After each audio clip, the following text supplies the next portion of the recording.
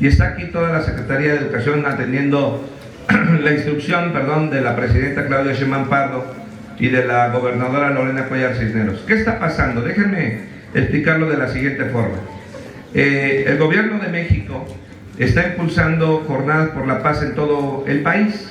Tuvimos el sábado pasado, quizás se enteraron y si no se los cuento, tuvimos el sábado pasado la tercera sesión estatal respecto de la tercera jornada nacional en contra de las adicciones y a favor de la paz.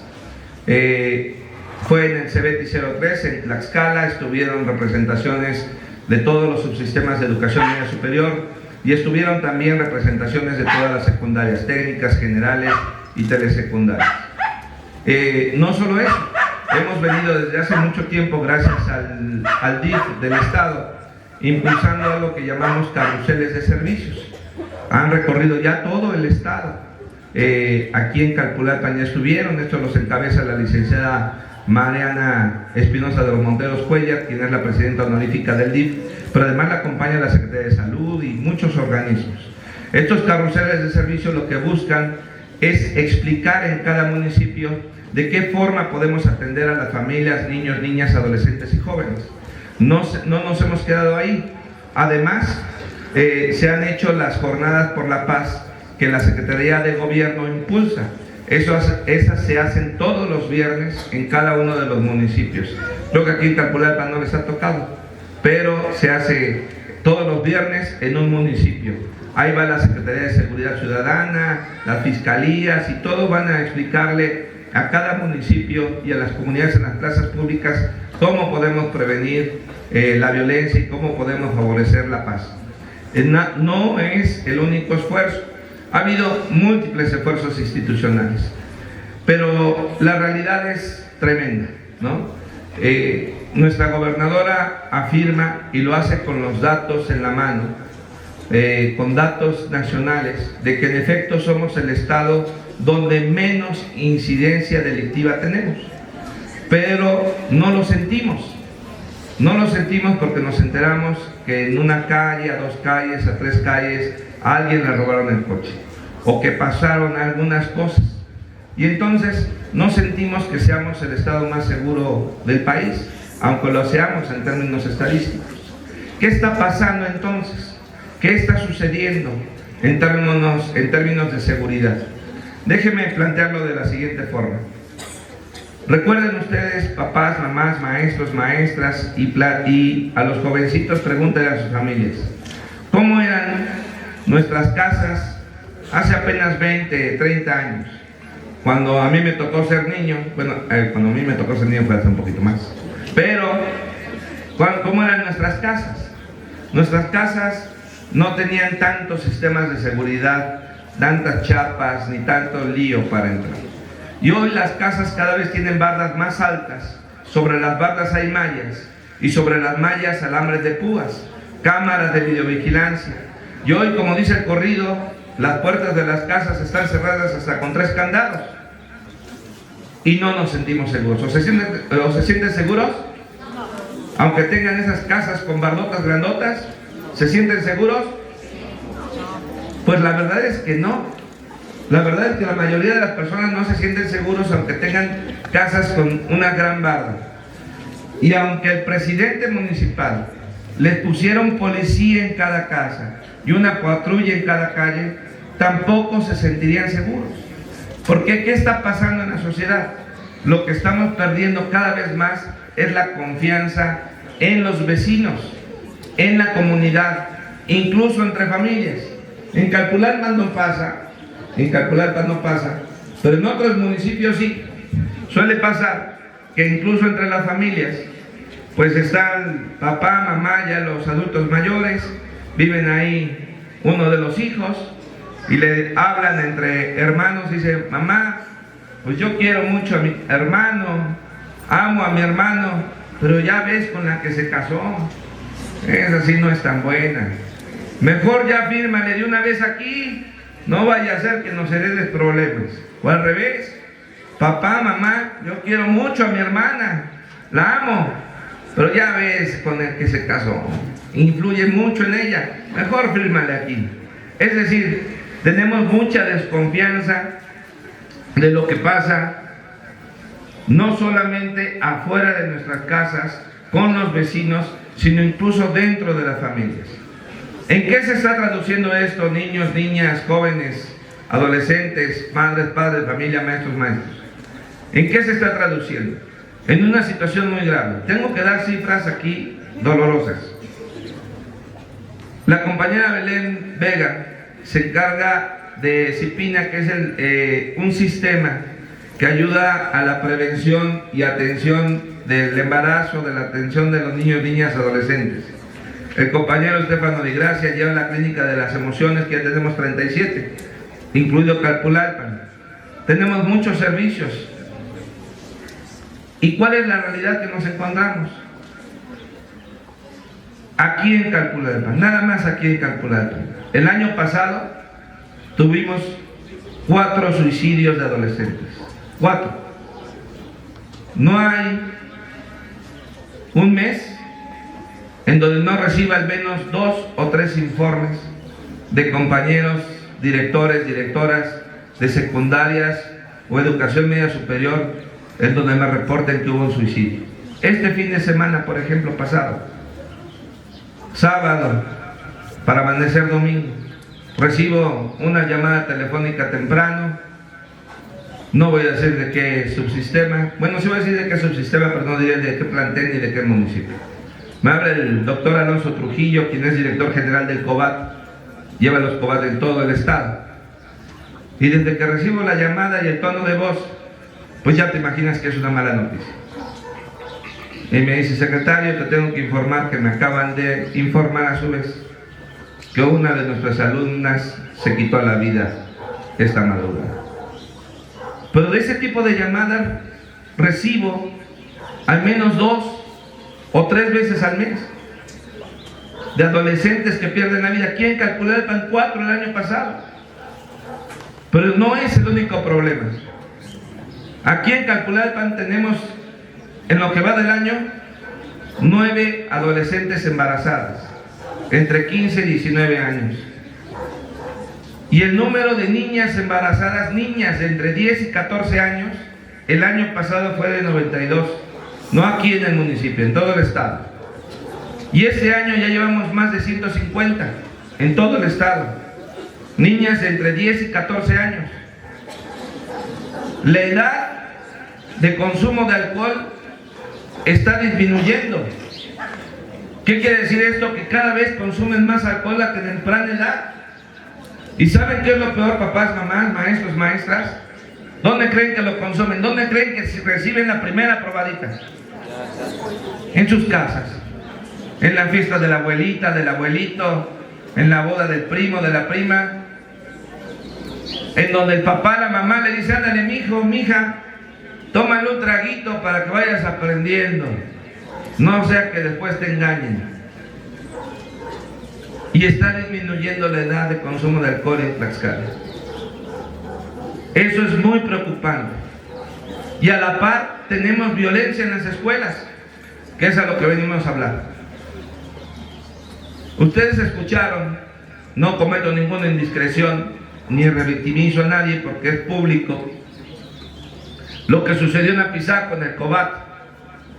Un adolescente, después de un rompimiento con su novio adolescente, 17 años ambos, le intentó quitar la vida en la escuela.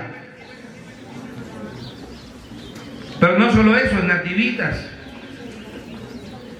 otra adolescente de 16 años bajo el influjo del alcohol, golpeando de manera brutal a una de sus compañeras. Si no se la quitan, la matan. Y así les podría contar historias recientes y pasadas respecto de cómo ha crecido la violencia.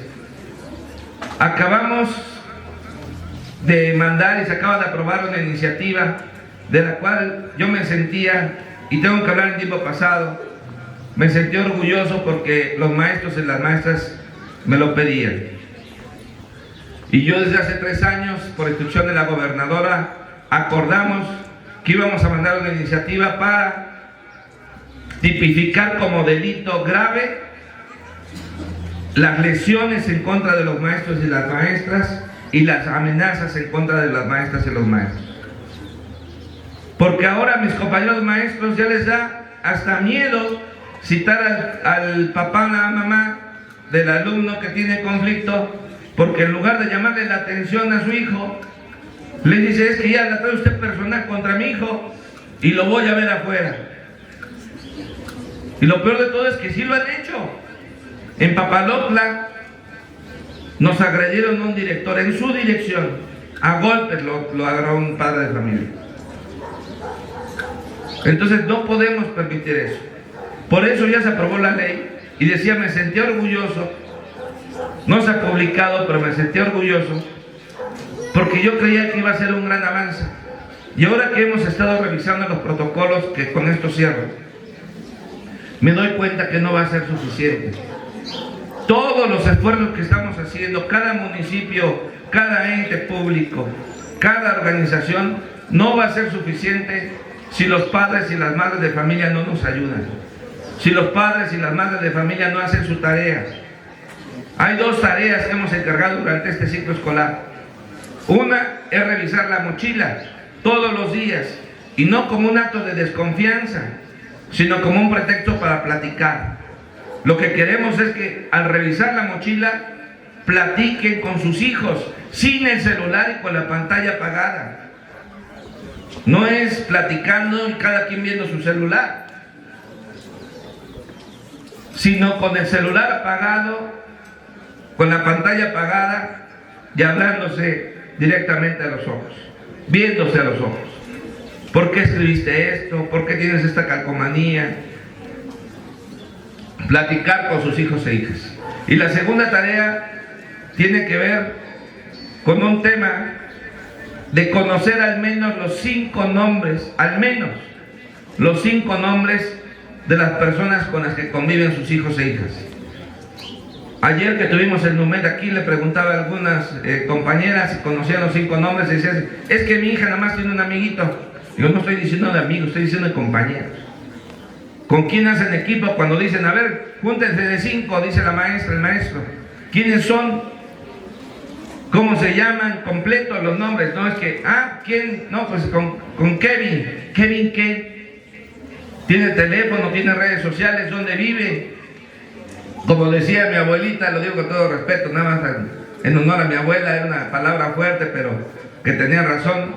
Cada vez que yo me iba con un amigo, en aquella época, cuando yo iba en la secundaria, en la prepa, digo, es que voy con Omar, voy con Omar. Hasta que un buen día mi abuela me dijo, oye, tanto Omar, yo no sé ni la madre que lo parió. Y tenía razón mi abuela. Cuando le dicen sus hijos, sus hijas, voy con aquí, voy con allá, me habla aquí, me habla, ¿quién es? ¿A qué se dedican sus papás? ¿A qué se dedican sus mamás? ¿Cuál es su actividad principal? Necesitamos que los conozcan, a sus entornos.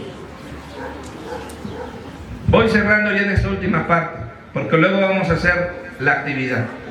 Les explico. A partir del próximo año, en enero, arrancamos el programa que se llama Programa de Entornos Escolares con Bienestar. Ese programa va a operar en todo el estado y en todas las escuelas públicas y privadas de educación básica y media superior. Todos los directores de las escuelas van a tener acceso a una plataforma por medio de la cual médica. Acepte o no el padre de familia que se lo lleve la ambulancia, la obligación de los maestros es hablar al 911 para reportar que hubo un accidente o alguna situación. Ya si llega la ambulancia y ya se lo lleva el papá, pues ya, se acaba. Pero tenemos que ponerle punto final a la intervención de los docentes. Los docentes terminan su obligación cuando llega la ambulancia o llega el padre de familia. Ahí termina nuestra obligación. Nuestra obligación es únicamente reportar. Pero después de ese reporte, lo que hacemos normalmente los directores es avisar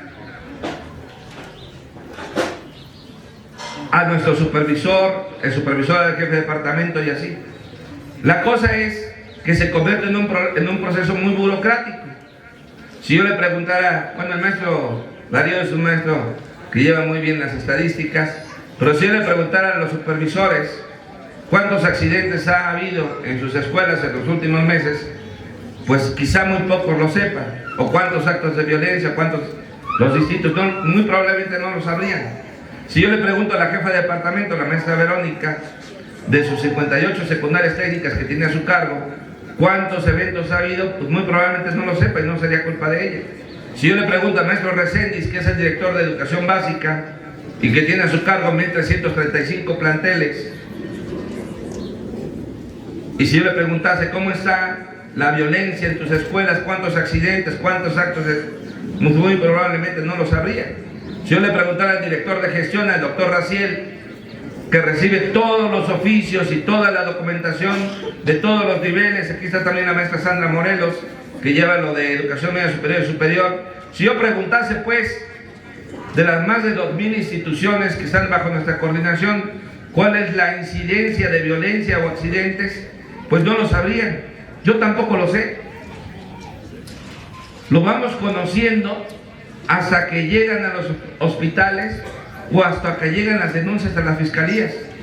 Entonces no tenemos un sistema de prevención que nos permita actuar de manera inmediata. Por eso la gobernadora nos dio la instrucción de crear este programa que se llama Programa de Entornos Escolares con Bienestar. Este programa, imagínense ustedes un árbol, tiene un tronco fuerte en medio, un tronco que se llaman protocolos. ¿Cuáles son los protocolos que están vigentes hoy? El protocolo que se publicó en enero de 2021. Todavía lo firmó, que en paz descanse, el maestro Roberto Lima, que fue mi antecesor.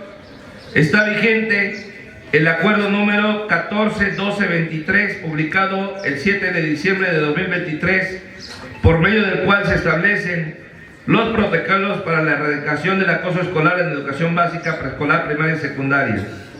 Está vigente el acuerdo publicado el 17 de mayo de 2025,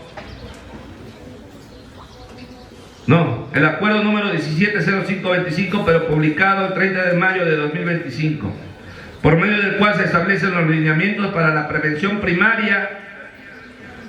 Esto es la primera atención, que es detección, intervención, notificación, canalización y seguimiento y medidas de atención a los niños, niñas, adolescentes y jóvenes.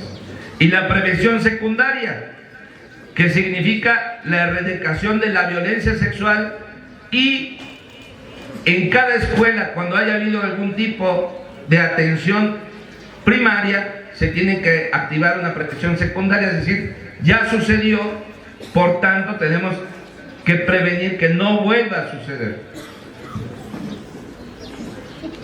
Y el tercero que está vigente a nivel nacional es el acuerdo 250925, publicado el 8 de septiembre de 2025, por medio del cual se establecen los lineamientos también de prevención primaria y las medidas de la no repetición, que es lo que intentaba explicar, para la erradicación del maltrato en educación básica y media superior. No me voy a detener en la explicación de cada uno de estos acuerdos, pero básicamente lo que vamos a hacer con ese programa es a prevenir, atender y dar seguimiento. Voy cerrando.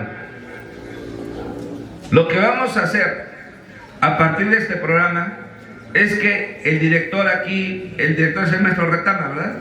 Fernando Ortiz Retama. Si tiene algún tipo de incidencia de un accidente o detecta que una niña, una alumna de un grupo está triste, está marginada, se siente agredida, se siente vulnerada, el tutor, la tutora, un docente lo reporta, le registra los datos. Ese registro lo va a poder ver el supervisor, lo va a ver en la pantalla, pero va a llegar directo a la Secretaría de Educación en donde desde la Unidad de Género y Cultura de Paz, a cargo del director de gestión, el doctor Raciel, y por aquí está la compañera Evelyn, levanta la mano, Evelyn, en coordinación con todas las entidades que están aquí, dirán, pongo un ejemplo, en el tercero A de la técnica 30, la niña, espero que no haya ninguna Chuchita, no hay ninguna Chuchita en el tercero A. La niña Chuchita llegó y tenía un dedo fracturado y dijo que fue jugando básquet. Ese es el reporte que va a haber en tiempo real, Evelyn. Vamos a tener 8 brigadas, cada una con su vehículo, un abogado, mediador, 2 psicólogos y 2 trabajadores sociales. Van a comunicarse aquí a la clínica de emociones, aquí al municipio, y van a indagar si verdaderamente esa fractura se dio jugando básquet o no. Está la Procuraduría en Defensa del Menor aquí en el municipio. ¿Dónde están los compañeros de la Procuraduría en Defensa del Menor? Levanten la mano por allá. Allá están, allá atrás.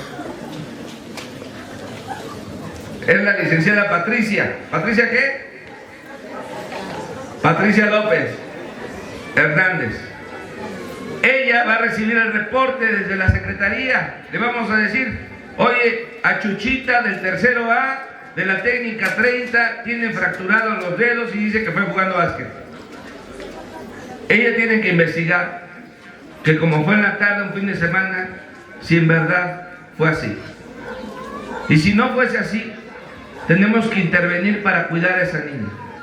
Es decir, no solo es cuidar el entorno, no solamente es cuidar la escuela, sino el entorno escolar. Tenemos que cuidar mucho a nuestros niños y niñas. Termino con lo siguiente. Este programa que va a coordinar y hacer concurrente todos los servicios de la Secretaría de Salud, de Seguridad Ciudadana, del DIF y demás, tiene como principal propósito la prevención, atención y seguimiento. No el castigo, no el castigo. Prevención, atención y seguimiento. Prevención, atención y seguimiento, insisto. Esa es nuestra principal estrategia, nuestro principal propósito. Pero papás, mamás, y aquí, esta es la primera reunión que tenemos, se llama prueba piloto, vamos a tener 2.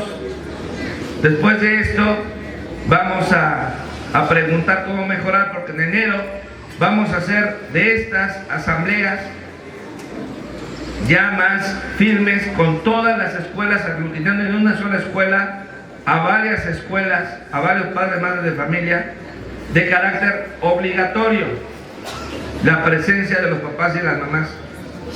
Y esto no les va a encantar, papás, mamás, y a los maestros sí les va a gustar, pero a los papás, mamás, no.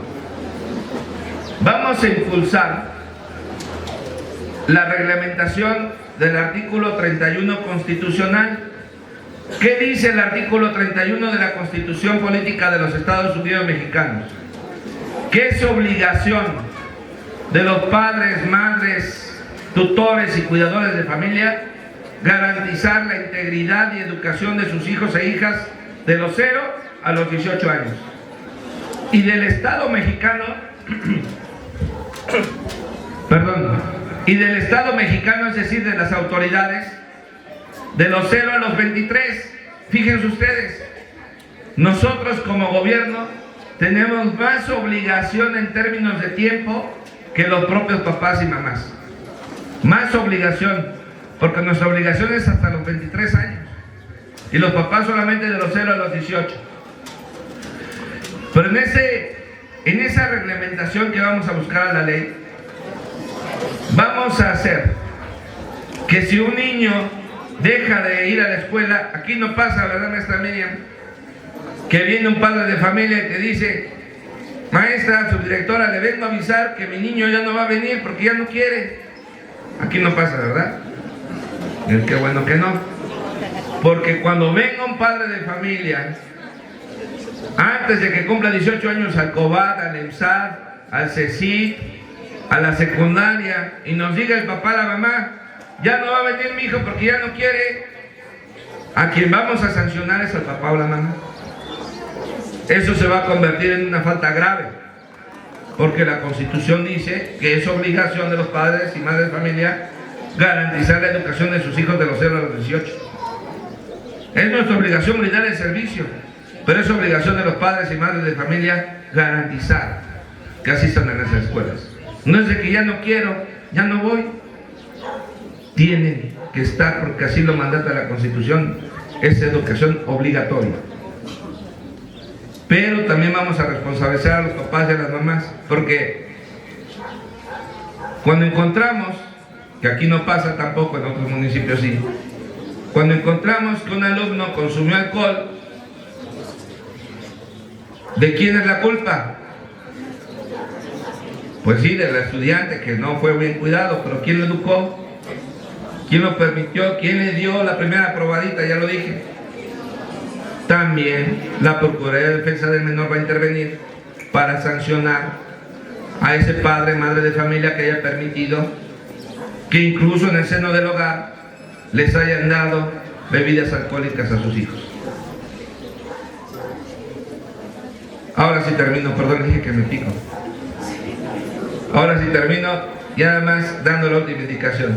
Les voy a pedir que por favor hagan un recorrido por todos los stands, que vean cuál es la situación. Le vamos a mandar unos códigos QR a todas las escuelas del municipio de Calpulalpan para levantar una encuesta y unos videos para explicar los protocolos de atención. Y le voy a pedir que a través del secretario del ayuntamiento que nos ayuden para que con el presidente municipal se difunda, y a través de las escuelas, todas las escuelas de educación básica y media superior, públicas y privadas, se pueda difundir y podamos recabar la información. De tal suerte que en enero arranquemos con esta plataforma que se llama SABE, Sistema de Alertas para el Bienestar Escolar, con tal de prevenir, atender y dar seguimiento a cualquier accidente, acto de violencia o situación que ponga en riesgo a nuestros niños y nuestras niñas. Sí somos el estado más seguro de nuestro estado, de nuestro país. Sí somos el estado más seguro del país. Pero si no hay una sensación de protección a las familias, si no hay un seguimiento de nuestros niños y nuestras niñas, no hay bardas, no hay policías, no hay sistemas que nos permitan hacer verlo si no intervenimos todos y todas. Muchísimas gracias.